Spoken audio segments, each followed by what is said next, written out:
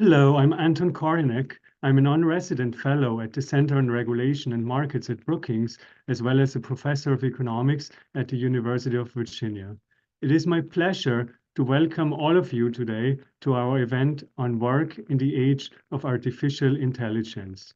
And we are indeed living at the cusp of the age of artificial intelligence. AI is everywhere these days, in the news, in the workplace, and every week we see new AI models announced. So to discuss this question, we are honored to have three distinguished guests with us today.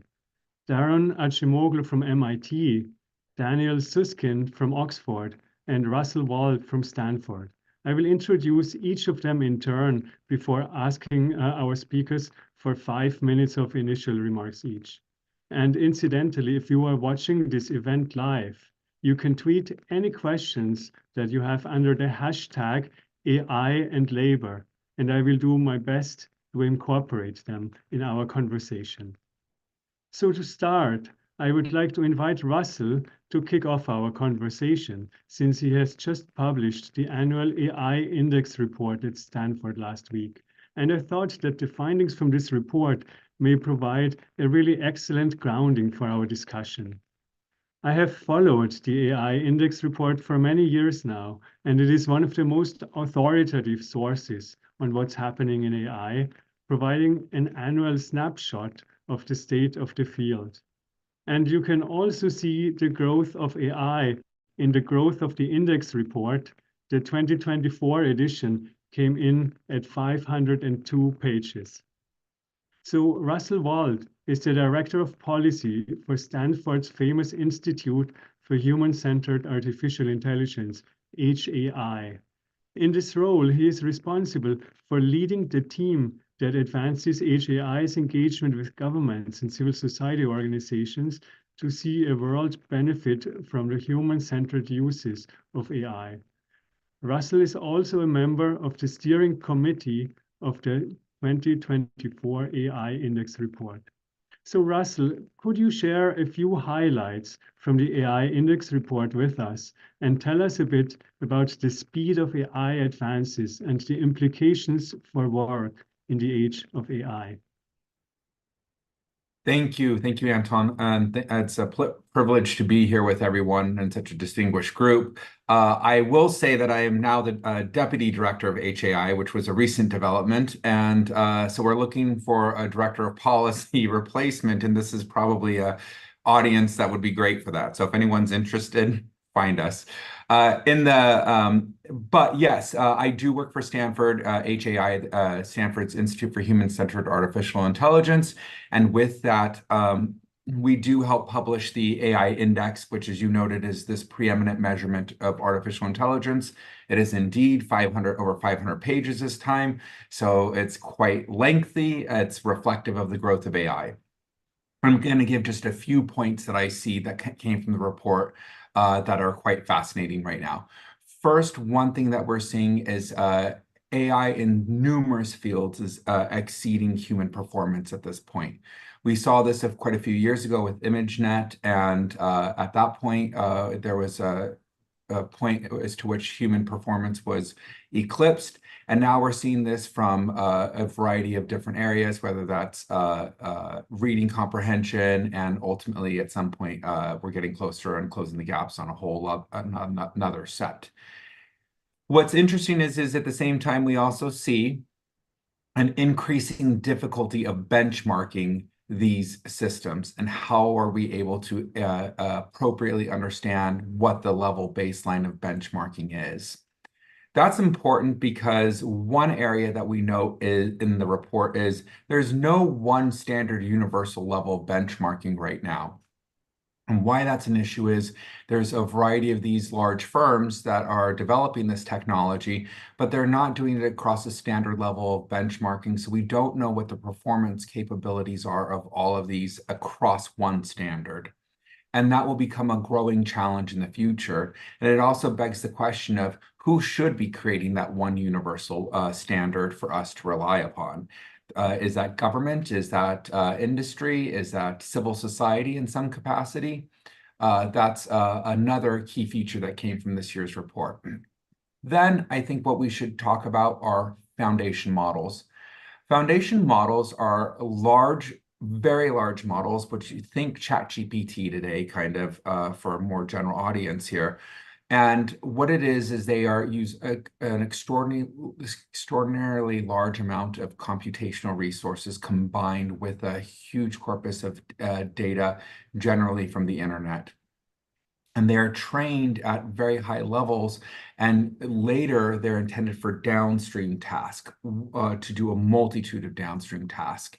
And so we've entered an era and a world of multimodality, meaning that there's not just a bunch of different models, but over time you'll see one model be able to do many different things. And we're seeing an incredibly huge uptick and rise in that. And we're also seeing an incredibly huge uptick and rise in that related to the cost of these. And that gets us to my final point here. The cost of these models has run away well beyond academia, and industry clearly has the overall dominant lead here in this space. It sets up a variety of policy questions, which I hope we can get into in much more detail to talk about the need for public sector AI investment in this space and why that's so critical. But just to give you an anecdotal piece from this, what we note is in 2017, Google spent $930 to train their transformer model. Well, the transformer model is the T in GPT. It is the underlying base of underlying level of technology for generative AI and heavily used quite often right now. So $930 is what it took in 2017. Fast forward 5 years later, and what do we get? We see that Gemini Ultra from Google costs nearly $200 million to train. So we've gone from, in 5 years, $930 to $200 million to train some of these in the industry level. This has huge implications and significant challenges for a variety of reasons, and I do hope we can have a more rich conversation about that. Thank you, Russell, for the fascinating remarks. Let me now turn to Daron, who will help us shed light on the economic implications of what we have just heard about. Daron is the Elizabeth and James Killian Professor of Economics and Institute Professor at the Massachusetts Institute of Technology. He was awarded the John Bates Clark Medal in 2005. That's a greater honor than the Nobel Prize in Economics because it is scarcer, and economists measure everything by scarcity. And by some measures of citation counts, Daron is the most influential economist in the world. Daron has worked in many fields of economics, but his research on the effects of AI on labor market has been a particularly important inspiration to me. He has operationalized the so-called task-based model of jobs to analyze the implications of automation and AI for labor markets. Daron, would you mind sharing your concerns about the effects of AI on the workforce with us? Thank you, Anton. Well, I think Russell really set the stage brilliantly. The amount of investment and the rate of advances in artificial intelligence in general and generative AI in particular are spellbinding. They're truly impressive advances that even insiders would have thought impossible 5-6 years ago. And there are some truly promising directions this technology can go. But with any technology, its effects are going to depend on how we use them. And when it comes to production, for general purpose technologies or technological platforms, there are many choices about how we can operationalize them. In particular, we can use technologies for automating tasks, meaning that we take tasks that were previously performed by workers and we let machines or algorithms take them over. Or we can use them to provide better information or greater capabilities to workers that are performing some of these tasks. Or we can do something even more important for the economy. We can create new products and new tasks. So if you take the internet, for example, I think the internet took some time to have an impact on the economy, but it was most transformative because it enabled a range of new tasks and new products and a lot of information for workers. We've used the internet for some bad purposes as well, but on the whole, I think the internet's brilliance was its flexibility in allowing us to do many new things. So if we can use AI in the same way, I think it could be a positive development both for firms and for workers. But, and here's the big but, I am very concerned because that's not what I see being done at the moment. I think a lot of AI research is spearheaded by two considerations. One is artificial general intelligence, the sort of prioritization of making these models human-like. And second, large businesses wanting to automate and standardize many aspects of their jobs in order to cut labor costs. Both of those are visible, for example, when you look at ChatGPT. There are a lot of design choices there, and those design choices were often made in making these foundation models and the applications built on them sound very human-like and try to pass a Turing test-like contraption. And the first ways of monetizing them was either for automation or using them for digital ads or related business models. These are not going to be very good for workers.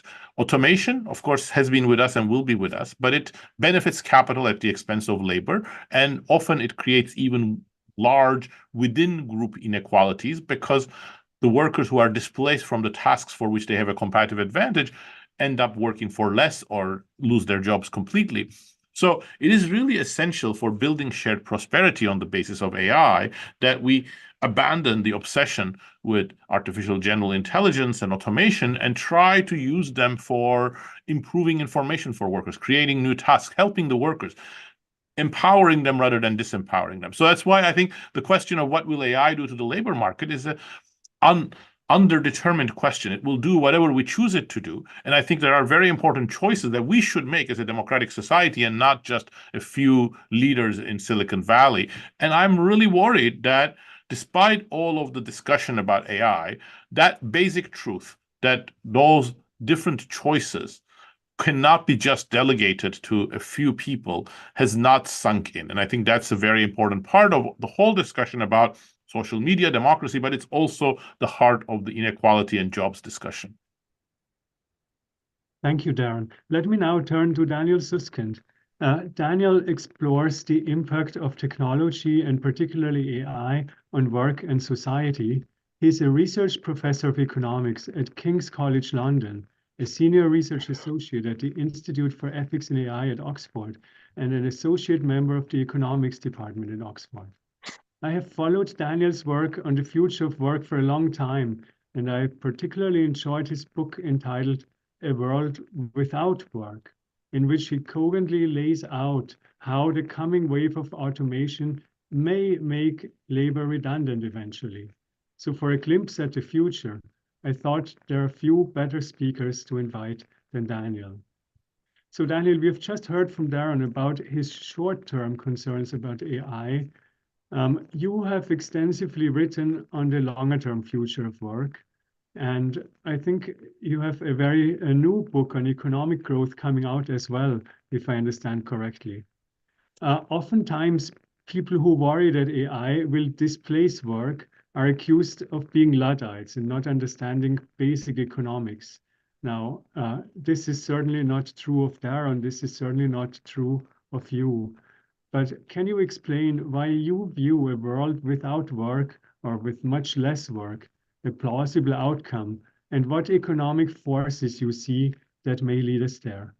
Yeah, thank you very much for the warm introduction, and it's a great pleasure to be with everyone this evening from London.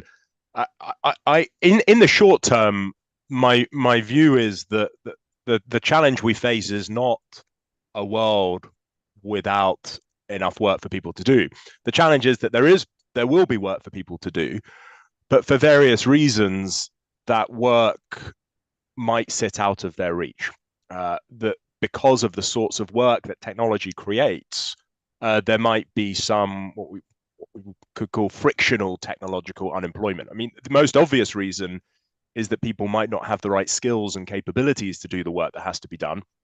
But I think there are other mismatches too that are that are important. Another that work is created, but just not in the particular geographical place that people happen to live. And then I think there's also really interesting identity mismatches as well, where people have particular conceptions of themselves and they're willing to stay out of work to protect that identity, given the sorts of work that's available in the labor market. But I do think that as you look further into the 21st century, the challenge might change from being one where there is work, but for various reasons people might not be able to do it, to one where there just might not be enough demand for the work of human beings, full stop. And in the book that you're referring to, A World Without Work, I set out what I think are the big challenges that we would face if we found ourselves in that sort of world. One is the economic challenge, and it's a challenge fundamentally of inequality. I don't think it's a coincidence that today worries about inequality are intensifying at exactly the same time that these worries about automation are growing. These two problems, inequality and technological unemployment, are very closely related. Today, the labor market is the main way that we share our income in society. For most people, their job is their main, if not their only, source of income. I think the inequalities we see around us today show that that approach is already creaking, that some people get far more for their efforts than others. Technological unemployment, in my view, is just a more extreme version of that same story, but one that ends where some people get nothing at all. So I see the economic challenge of technological unemployment as fundamentally a distributional challenge, a challenge of how we might share out prosperity in society if the labor market does a less effective job. But I also think there are other challenges that have less to do with economics. One is the challenge of power, and in particular, and it's been referred to already, the sort of political power of the large technology companies who are responsible for developing these technologies in the first place. I think in the 20th century, our main preoccupation was with the economic power of large companies. We worried about excessive profitability, market concentration, predatory pricing, and we developed tools and legal frameworks for thinking about how to identify those concentrations of economic power and intervene appropriately if need be. I think what's interesting and challenging about the 21st century is what's far more concerning about these large technology companies is not their economic power, but their political power and the impact they have on things like liberty and democracy and social justice, and whether or not those things are under threat. And I don't think yet we have the same toolkit for thinking about those uses and abuses of political power that we developed in the 20th century for thinking about economic power. I think the final challenge, and again, this has not too much to do with economics, and it's the challenge of meaning and purpose. It's often said that work isn't simply a source of income, but it's also a source of direction and fulfillment. And if that is right, then the challenge isn't simply that technology might hollow out the labor market, leaving some people without an income, but it might also hollow out that sense of meaning and purpose too.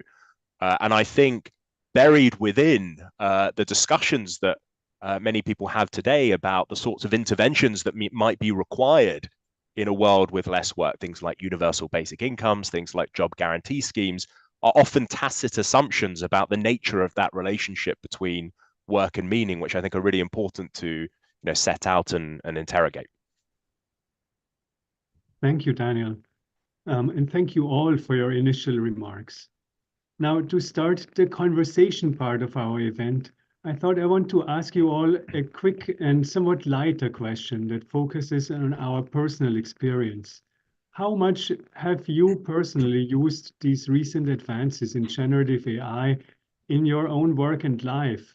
And what lessons do you draw for your research? And I should say that I have spent really quite a significant amount of time exploring and employing these generative AI tools like Claude and GPT-4 to make my work more productive. I have published a paper on the topic, and it's actually also listed on my Brookings page. And I estimate that I'm at least 15 or 20% more productive using these systems.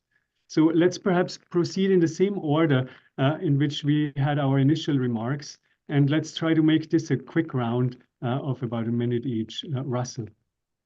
Sure. So I use it sparingly, and I use it sparingly more because of the hallucination factor on large language models and the confidence that I have. And so if I'm using it, it's on something that's short and that I can easily fact check and edit myself. If it's extensive, then I don't rely on it too much on an active way. You're seeing actually in, for example, Google Docs, it's getting more sophisticated at finishing the sentence for you and stuff like that. But if I'm actively going into Claude or ChatGPT and using them, I'm very careful as to how I use them because of the hallucination factor, and I don't want it to come back that I got something wrong. That doesn't mean people shouldn't use them. I think they should learn how to use them and not run away from it, but be mindful of its limitations. Daron?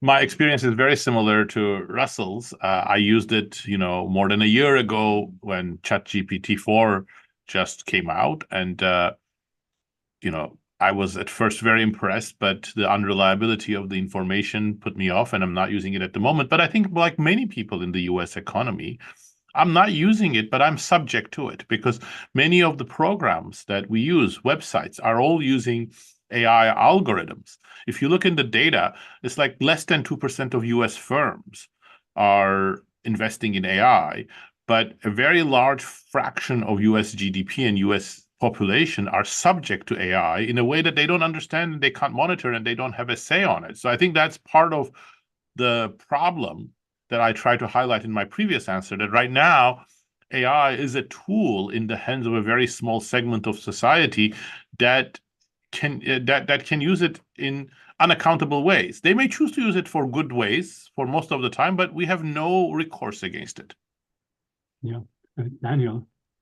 I think what I found interesting is, I found myself using it quite often for tasks that would normally require creativity from me. So I used it when it first came out to help me draw up a long list of titles for my new book. I thought that was quite helpful in pushing it and saying, I want something more engaging, something a little more intellectual, something a little more just pushing it and getting a long list of titles.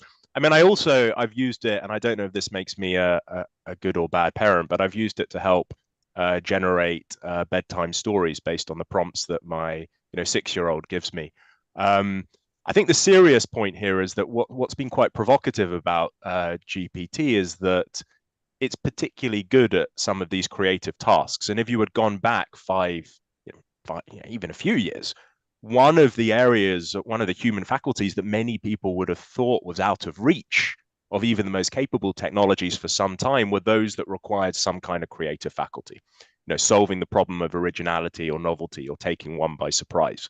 Turns out that actually, these systems, whether it's generating text or images or videos, are particularly good at some of those activities.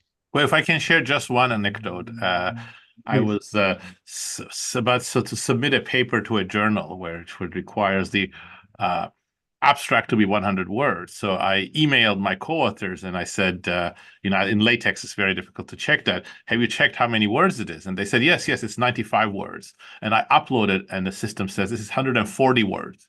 And I write back to them and said, you said this was 95. I said, oh, we checked it in ChatGPT. It said it was 95 words.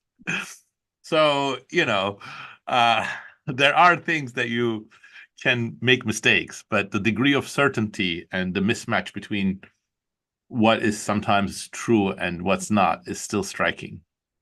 I know this was supposed to be quick, but I want to add one more point to build on what Daniel said about using it. That is one way actually I have used it as well, but not for an outright finished product, but more as an assisted tutor of helping me with creativity. And we have this, and I have an agent here that I've gone back and forth with. And through that, it's unlocked things in my mind that I would have never thought about and said, we could go in that direction. And so it is kind of like having, you can whiteboard by yourself, but it's a whole lot more powerful if you whiteboard with someone else in the room. Yeah, that makes sense. And Daniel, I should say my children also love generated bedtime stories, and I make sure to prompt the GPT to also add some morale into them. But now let me turn a little bit more again to the labor market effects and the more nearer term questions. So if we look at the next 2 years or so, how do you think can we steer the labor market effects of AI in a desirable direction? And I should emphasize both in the economic domain and more broadly when it comes to non-monetary factors that affect workers.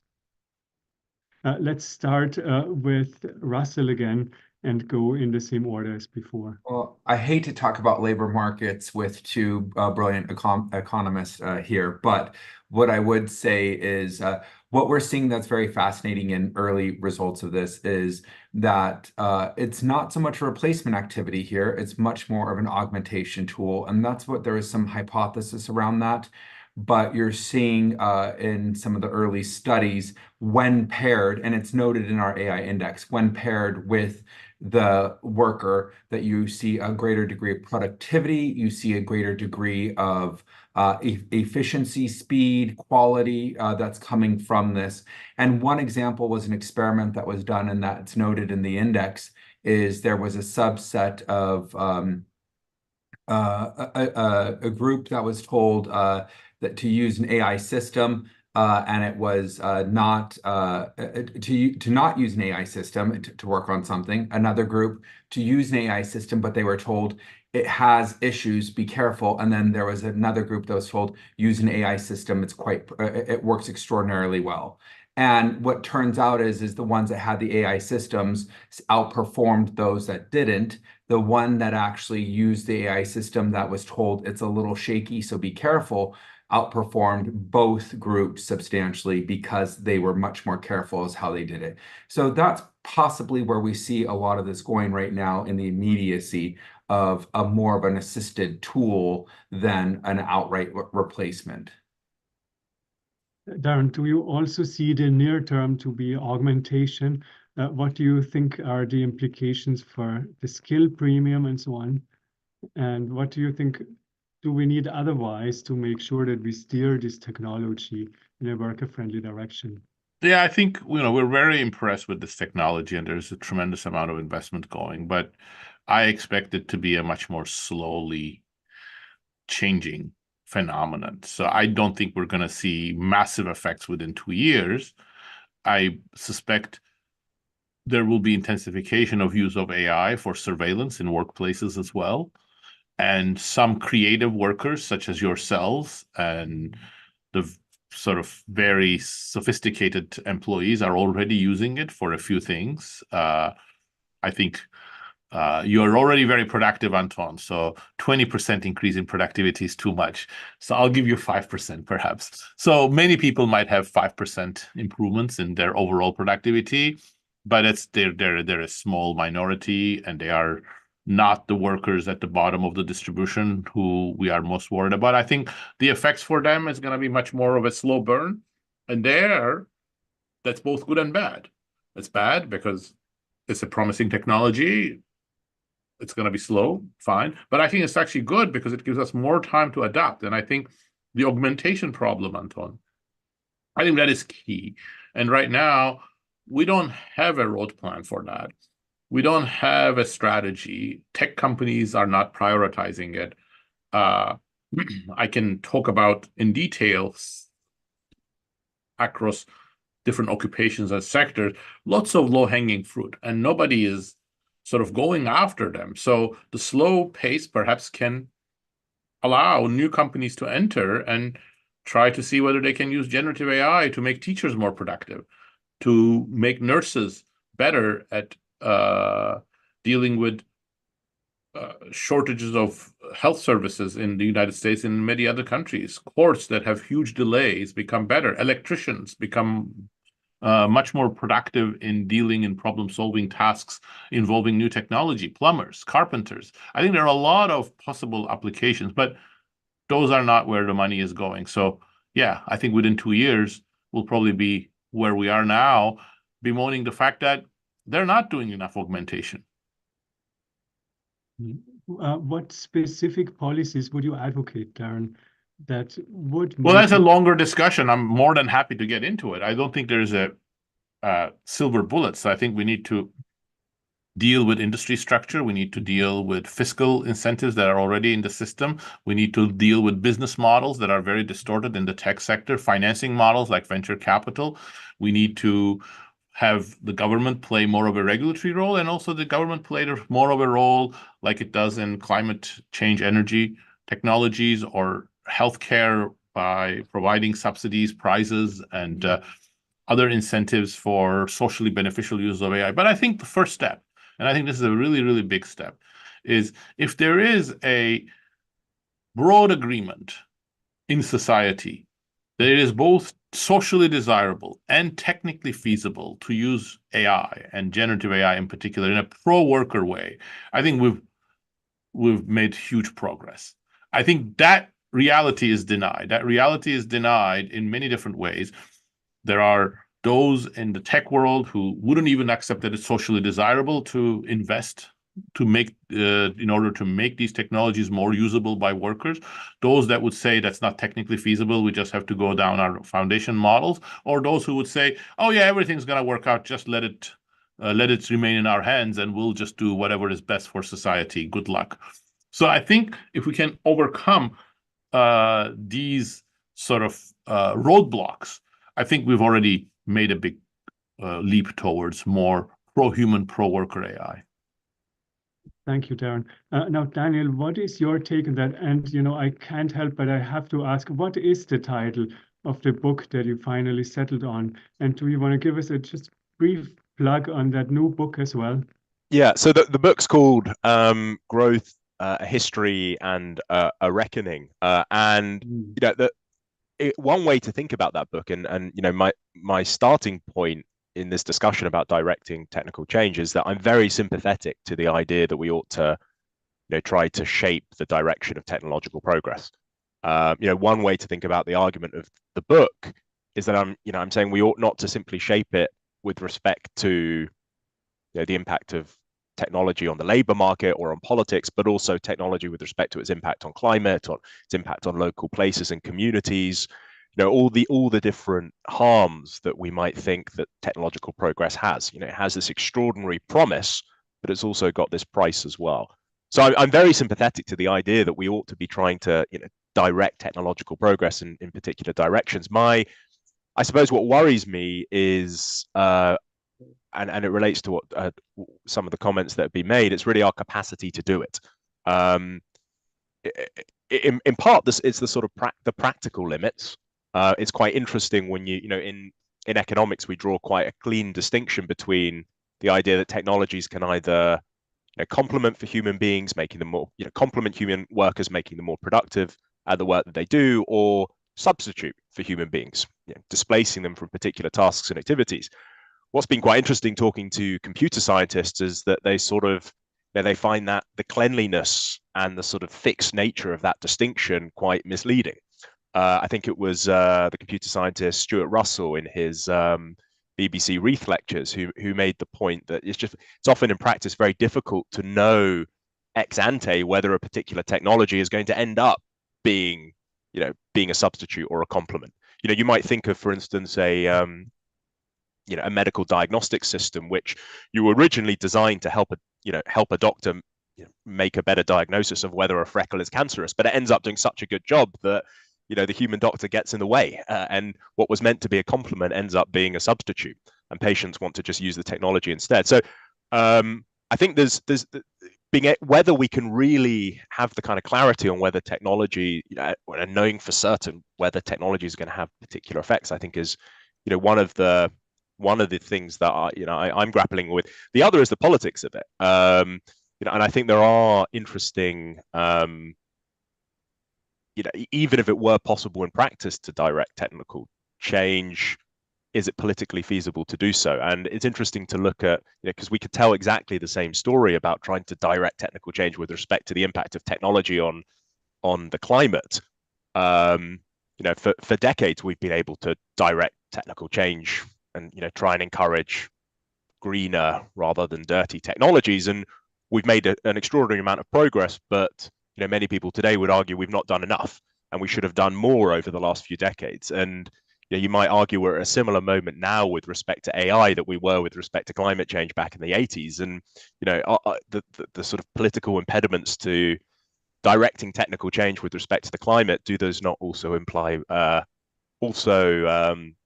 apply with respect to the challenge of technology in the labor market. So I, in the short to medium run, I'm, as I said, very sympathetic to the idea. I worry a little about the kind of, whether it's, and I advocate for the idea, but I worry about the sort of practical limitations and the political limitations. Yeah, so can I just jump in on that more briefly?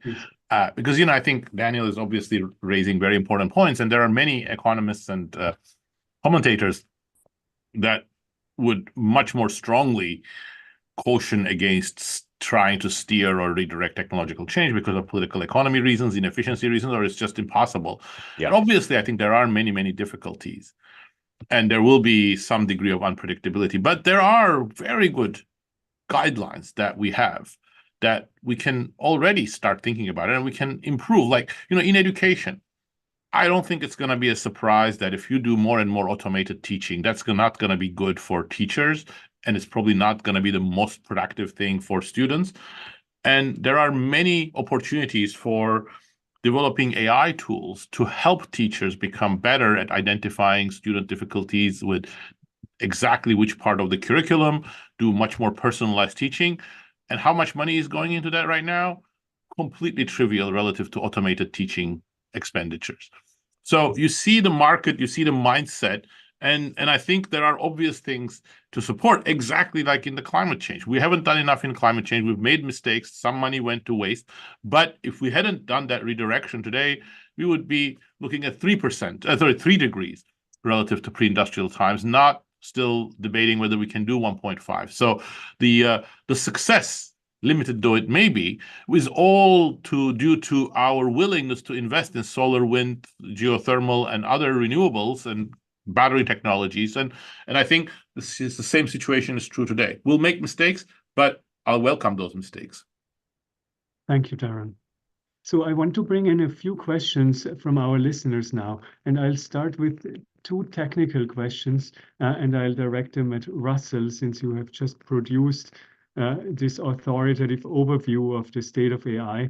The first one, which came in quite recently, you mentioned before that estimates for the cost of training the most expensive AI systems to date are around 200 million. I've seen estimates up to 500 million for that same system, actually. And one question is, how much of that is capital costs versus labor costs? In other words, who benefits from training the AI systems at the stage of spending money on the training? And then a more broader question, perhaps, which industries and job roles do you see will be the most impacted by AI in the near term, in the next couple of years? So this is reflective of the training cost, not the labor cost or the other wider parts of this. So that alone tells you that it's much more significant. So purely the cost of the computer, basically. The cost of the compute parts of this. Yeah. Now, but what is interesting and remains a consistent challenge for us is the lack of transparency in some of these cases from some of the companies. And that lack of transparency makes it difficult for us to measure what's happening in this space. We'd love to know how many GPUs ChatGPT will be, or excuse me, GPT-5 will be trained on. It will be really important. It'll tell us a lot about the energy consumption. It'll tell us a lot about what's going into them. Even Meta, that we'll talk about and celebrate its openness. It's open so far as the model weights are open, which is just essentially a part of the architecture of this. It is not open in the sense of what went into these systems to train it. So what this bigger question is highlighting for me is a lack of transparency that we are consistently struggling with.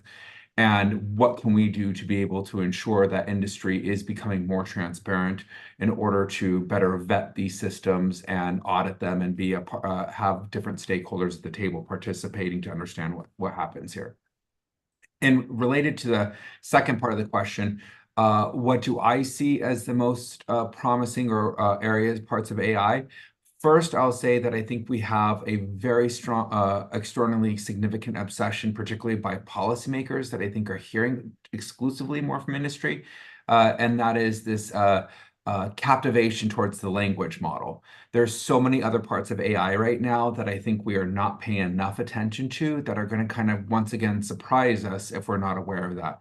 So not just the multimodal foundation models that I talked about earlier, but also areas of ambient technology, understanding your physical space and what that looks like through world modeling and what can come there. There's a whole different world of AI that we're not spending enough time thinking about that we should be becoming more aware of.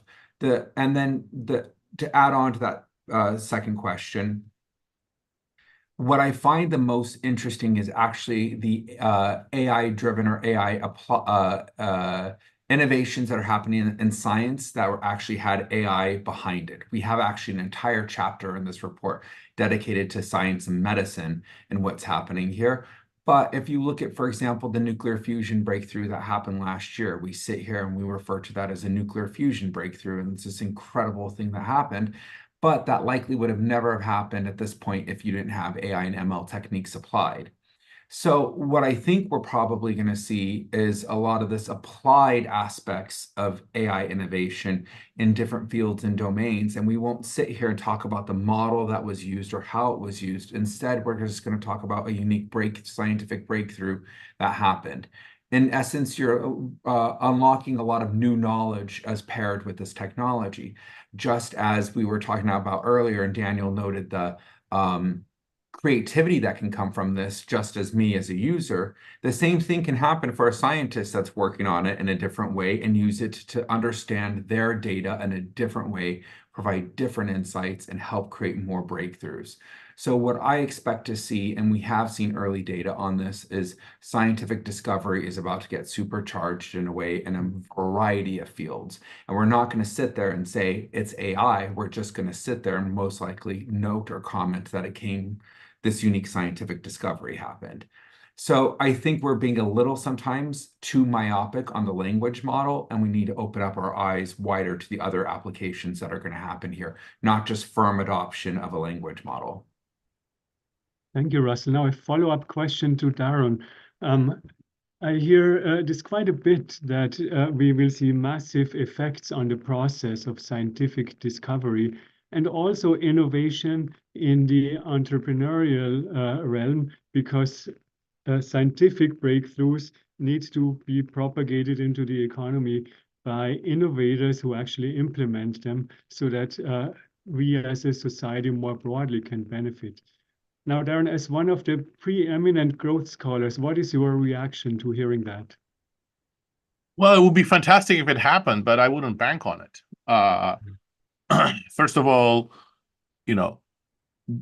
I see, at least at this current level of AI knowledge, zero probability that AI could make a scientific breakthrough. What it can do is it can narrow down the field of search, but you still need very skilled people to do the experimentation and work on the crystal structures suggested by AI or the particular protein foldings that are feasible. So the human element, the labs, etc., all of those are going to be necessary. So the gains would be incremental. Second, the last 5 decades have been one of huge disappointment on the link between innovation and productivity. Almost all measures of innovation have skyrocketed. In the USPTO, United States Patent and Trademarks Office, there are 5 times as many patents today as there was in 1980. And the rate of aggregate total factor productivity growth is as slow as it has ever been in the 20th century. So we're somehow not able to get what we care out of these innovations. So I think a top-down innovation process controlled by a few firms is unlikely to change that picture. So again, I think the promise is there.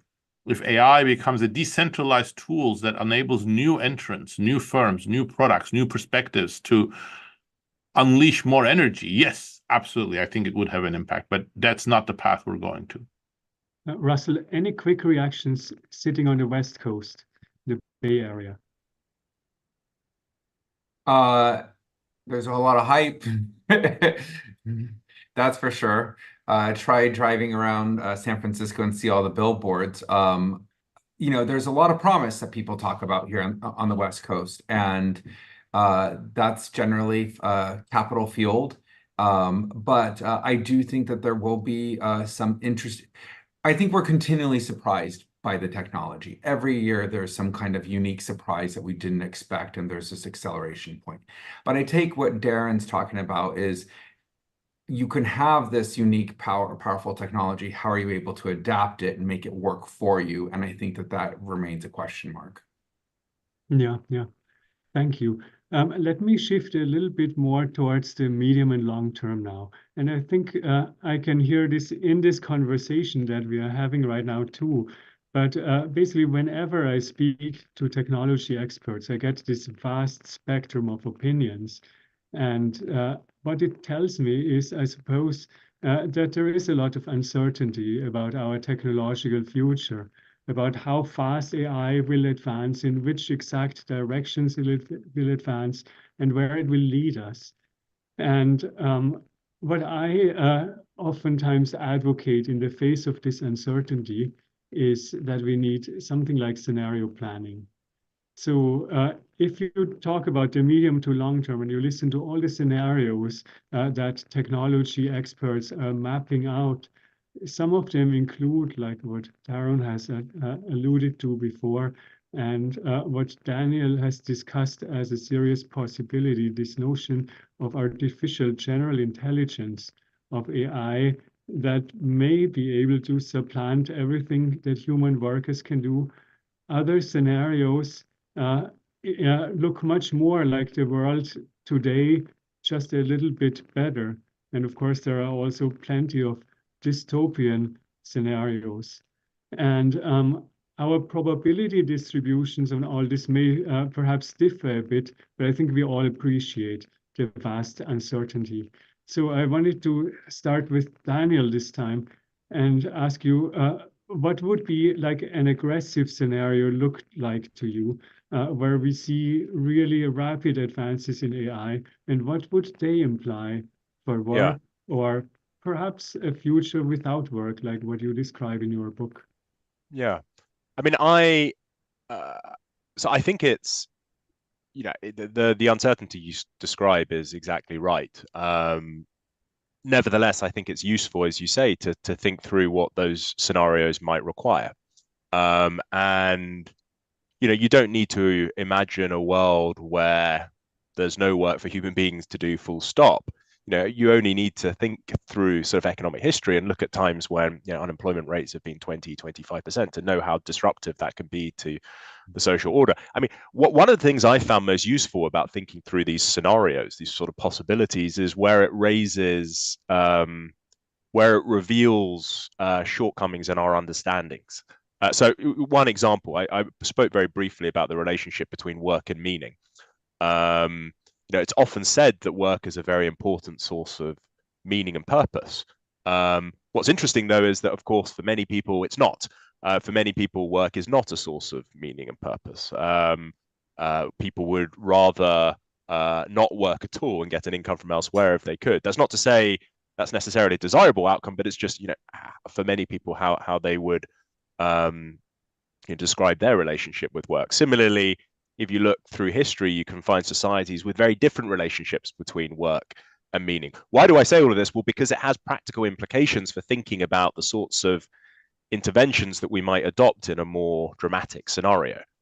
So what, if you think about the disagreements between those who support, say, a universal basic income in a world where there's not enough work for people to do, the idea that you ought to give everyone a basic income irrespective of their position in the labor market, compared to a job guarantee scheme where you actively create work in the absence of a labor market producing work. What's interesting is that actually I think the disagreements between the supporters of those two interventions actually have less to do with the economics, the kind of technical economic merits of the two schemes, and far more to do with tacit assumptions about the nature of the relationship between work and meaning.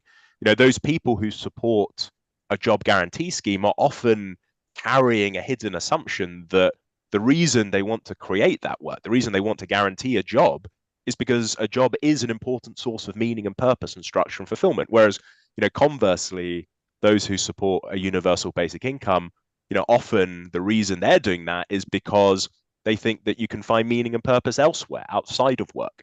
And so actually, in deciding what kind of, in weighing up those sorts of more radical interventions, we need to have a better understanding of the relationship between work and meaning, it seems to me. What policies would you advocate, Daniel, to kind of robustly prepare our world for the future, given all the uncertainty that we are facing? Yeah, so I think it depends on which particular challenge you're talking about. I set out those three different challenges before, the sort of economic challenge, of this distributional challenge about how we might share our income in society if the labor market is less effective. The problem of power, what we do about the growing political power of the large companies who are responsible for developing these technologies, and then this issue of meaning that I just mentioned before. Each of those require very different sorts of interventions. On the first, the argument of my book, A World Without Work, is that the labor market is less effective at sharing our income in society, then the state has to take on a larger redistributive role. And I explore the sort of, the tax and expenditure implications of that, how we might tax the more valuable types of capital in the economy if human capital becomes a less valuable input into production relative to other types of capital, and so on.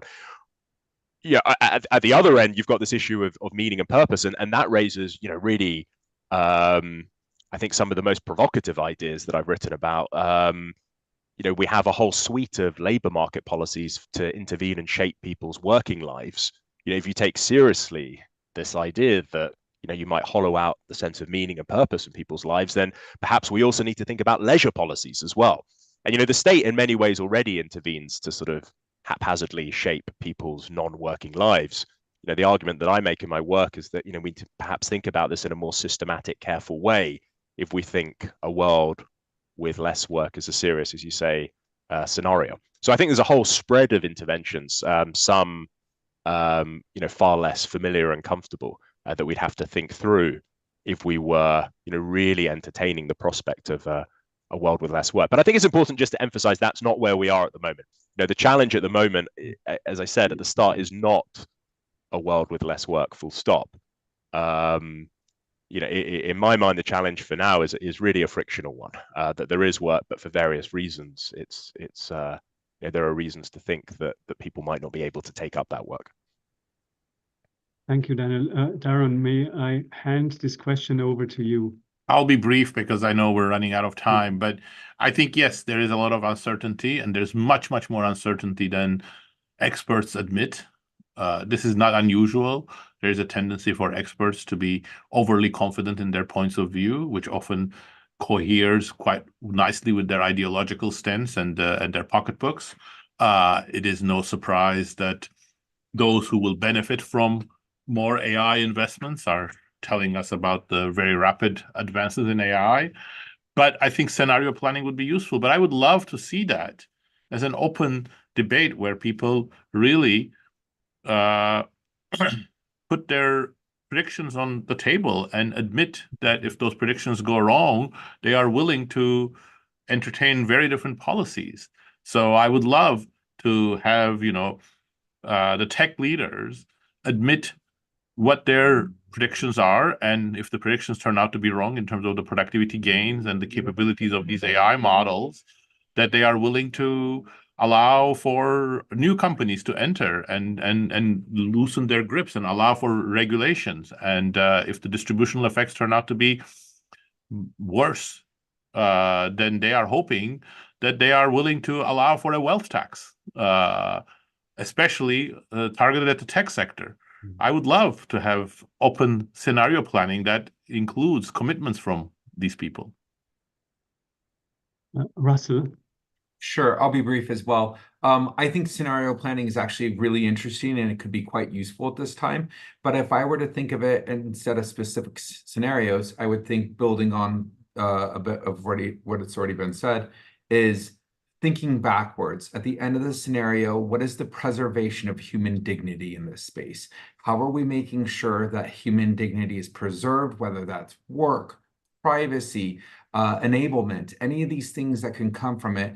That will help us understand the end point and the end goal, and working from that. And working at an institute like that I'm in, it's always, how are we thinking about the human at the beginning, through the development process, and at the end? What is the role of the human? And that, whether that's the user of the technology, the community that it's affected by, or the entire society, in a set of concentric circles, we are consistently thinking about that. That's important.